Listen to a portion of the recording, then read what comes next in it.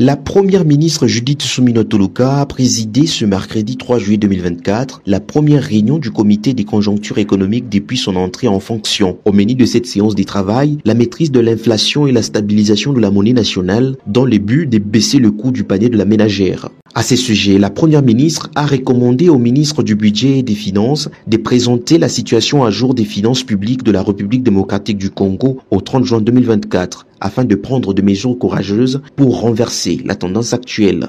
À l'issue de cette réunion, le comité des conjonctures économiques du gouvernement de la République démocratique du Congo a affiché sa détermination à prendre des mesures budgétaires et monétaires courageuses pour stabiliser le franc congolais.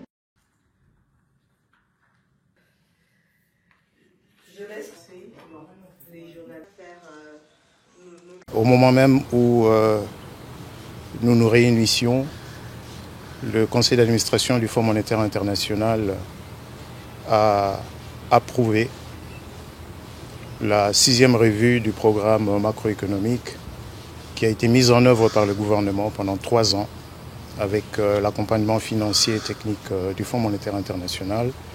Il est important de souligner que dans l'histoire économique de ce pays, ce sera la première fois qu'un gouvernement aura été jusqu'au terme d'un programme avec le Fonds monétaire international. Mais plutôt que de se satisfaire de ce résultat encourageant, Madame la Première ministre a indiqué le besoin qu'elle a ressenti de renforcer le contenu de la réunion du comité de conjoncture économique. Elle nous a annoncé le nouveau format.